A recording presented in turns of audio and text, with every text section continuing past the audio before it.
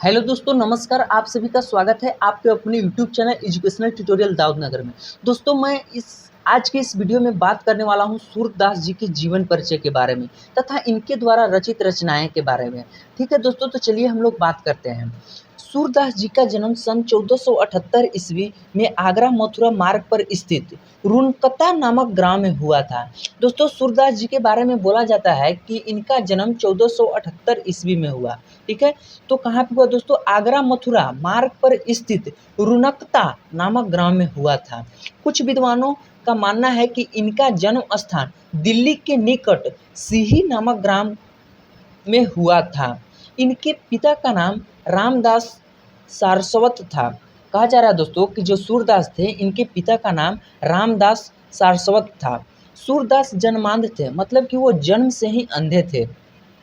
इस विषय में भी विद्वानों में मतभेद है। बोला जा रहा है दोस्तों कि वे जन्म से ही अंधे थे, फिर भी क्या था दोस्तों कि विद्वानों में इनके प्रति मतभेद था। इन्होंने श्री कृष्ण की बाल लीलाओं का मनोहारिक वर्णन किया है। बोला जा रहा है कि जो सूरदास अंधे होते हुए भी इन्होंने कृष्ण की बाल लीलाओं का मनोहारिक वर्णन किया है। ठीक है दोस्तों, जो आँखों से देखे बिना संभव नहीं है। बोला जा रहा है इनके बारे में कि वे जन्म से ही अंधे थे, फिर भी वे कृष्ण की बाल लीलाओं को कैसे मनोहर रूप को वर्णन किया है। ठीक है ना दोस्तों, ये तो संभव नहीं है।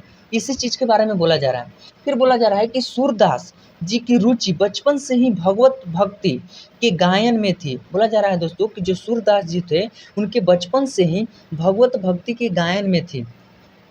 इनसे भक्ति का एक पद सुनकर महाप्रभु बल्लभाचार्य ने इन्हें अपना शिष्य बना लिया। बोला जा रहा है दोस्तों कि इनसे भक्ति का एक पद सुनकर महाप्रभु बल्लभाचार्य इन्हें अपना शिष्य बना लिया।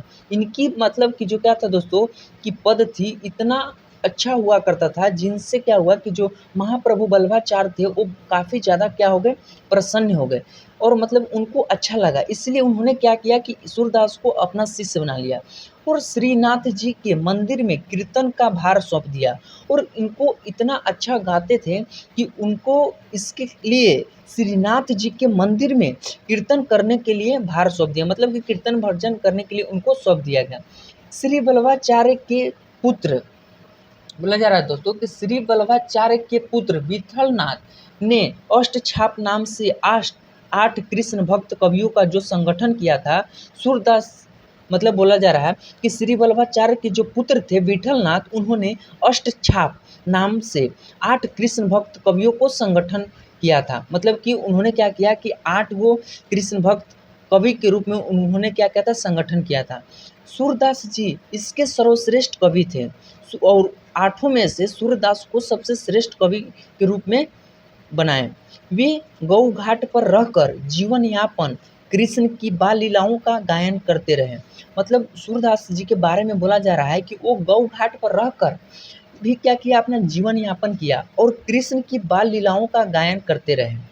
सूरदास जी की मृत्यु सन 1583 ईस्वी में गोवर्धन के पास परसौली नामक ग्राम में हुई। बोला जा रहा है दोस्तों सूरदास जी की मृत्यु 1583 ईस्वी में गोवर्धन के पास परसौली नामक ग्राम में हुई थी। यही इनका दोस्तों जीवन परिचय रहा। अब हम लोग बात करते हैं इनकी प्रमुख रचनाएं के बारे में। ठीक है दोस्तों, तो इनकी प्रमुख रचनाएं सुरसागर, सुर सरावली, साहित्य लहरी इत्यादि है। धन्यवाद।